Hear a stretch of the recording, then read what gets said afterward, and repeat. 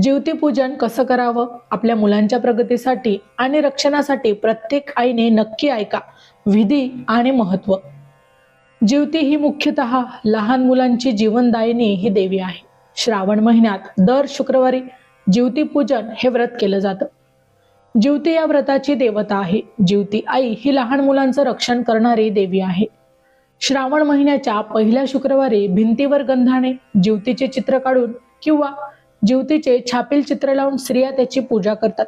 शुक्रवारी घरांमध्ये सर्व लहान मुलांचे औक्षण करून जीवती आईला त्यांचं रक्षण करावं अशी देखील अनेक आया ही मनोभावे देवीकडे प्रार्थना करतात. श्रावणी शुक्रवार व जीवतीपूजन हे अनेक घराण्याच्या कुलधर्म किंवा कुलाचार देखील आहे. श्रावणातल्या शुक्रवारी कुलदेवीची व देवी लक्ष्मीची आराधना करून सवाष्णींना पूर्णाचं भोजन, हळदी कुंकू, फुलं पानं व सुपारीसह दक्षिणा देऊन त्यांचा सत्कार केला जातो. श्रावणातल्या चारही शुक्रवारी जीवतीची पूजा करण्याची पद्धत आहे. या दिवशी जीवतीची पूजा करतात. संध्याकाळी फुटाणे आणि गुळाचा नैवेद्य दाखवून आरती देखील करतात. ही पूजा आपल्या संतती रक्षणार्थ देखील मानली जाते. आता आपण जाणून घेऊया जीवतीची पूजा विधी कशी आहे ते.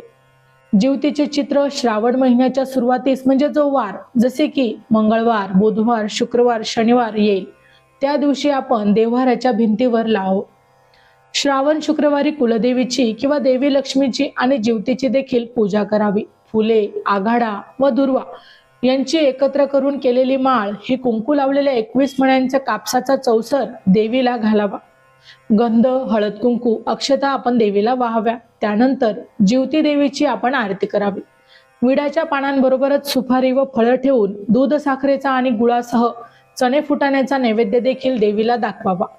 स्वयंपाकात वरण भात, तूप, लिंबू, चटणी, कोशिंबीर, वाटली डाळ, आमटी, फळभाजी, पातळ भाजी, पुरण, खीर, कढी, तळण असा देखील तुम्ही बेत करू शकता. आता या दिवशी मुलांना वाण म्हणून आरत्या देतात, त्या देखील तुम्ही करू शकता. आरत्या म्हणजे कणकेत गूळ व तुपाचं मोहन घालून छोट्या छोट्या कुरकुरीत तळलेल्या पुऱ्या असतात. देवाला रांगोळी काढून तुम्ही नैवेद्य दाखवू शकतात. सवाष्णीच्या ताटाभोवती देखील रांगोळी काढू शकतात आणि जेवायस बसण्यापूर्वी पानापुढे विडा आणि दक्षिणा ठेवून प्रत्येकाने नमस्कार करावा. आता यानंतर जेवण झाल्यावर सवाष्णींची खण आणि नारळाने देखील ओटी भरावी. जीवतीची पूजा आणि आरती झाल्यानंतर घरातील लहान मुलांना पाटावर बसवून त्यांना देखील ओवाळावे. कुंकू लावून चणे आणि गुळ फुटाणे व आरत्यांचं वाण द्यावं व आपल्या मुलांच्या कल्याणासाठी, आपल्या मुलांच्या दीर्घ आयुष्यासाठी आणि उत्तम भविष्यासाठी जीवती देवीकडे मनोभावे प्रार्थना करावी.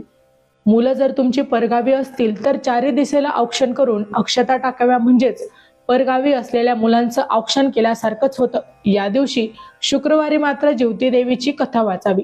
आता आपण जाणून घेणार आहोत शुक्रवारची जीवतीची कथा. आटपाट नगर होतं. तिथे एक गरीब ब्राह्मण राहत होता. तो दारिद्र्यानं फार पिडला होता. त्याची बायको शेजारणीच्या घरी एके दिवशी बसायला गेली. आपल्या गरिबीचं तिने गाणं गायलं. शेजारणीनं तिला शुक्रवारचं व्रत सांगितलं. ती म्हणाली, बाई बाई, शुक्रवारचं व्रत कर. हे शुक्रवारचं व्रत तू श्रावणापासून धर. सारा दिवस उपवास करावा. संध्याकाळी सवाष्णीला बोलवावं, तिचे पाय धुवावे, तिला हळद कुंकू द्यावं, तिची ओटी भरावी, साखर घालून दूध प्यायला द्यावं, भाजलेल्या हरभऱ्याची खिरापत द्यावी, नंतर आपण जेवावं. याप्रमाणे वर्षभर करून नंतर त्याचं उद्यापन करावं असं सांगितलं. ही घरी आली, देवीची प्रार्थना केली व शुक्रवारचं व्रत हे करू लागली. त्याच गावात तिचा भाऊ राहत असता.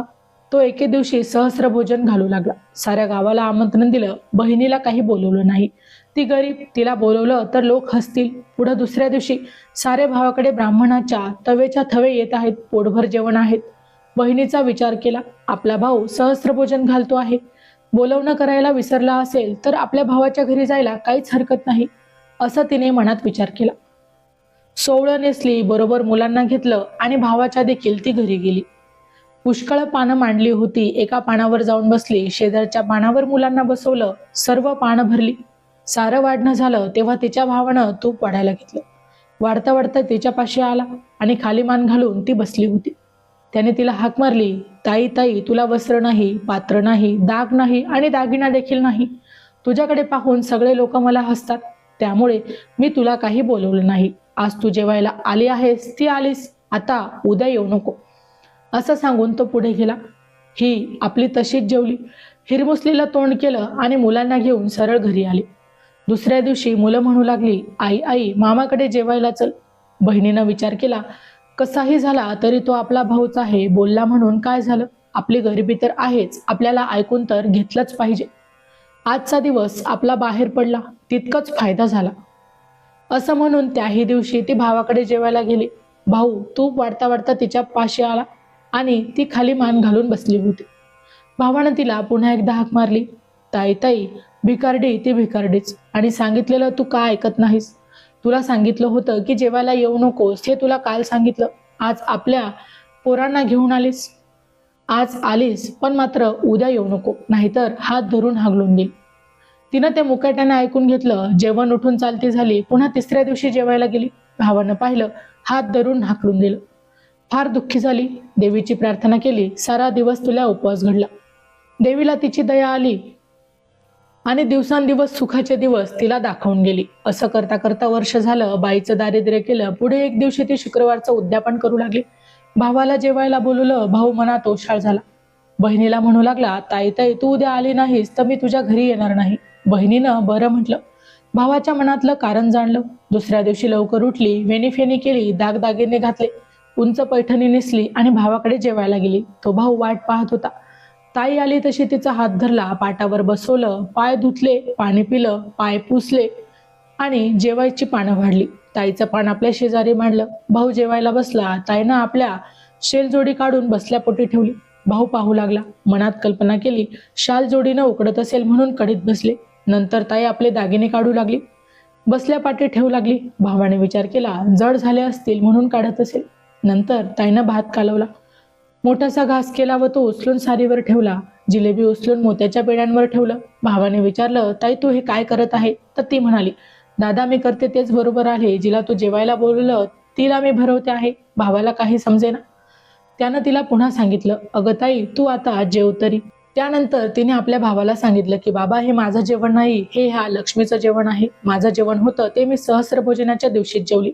इतकं ऐकल्यावर भाऊ मनात ओसळला. तसाच उठला आणि बहिणीचे पाय धरले. अपराधेशी क्षमा मागितली.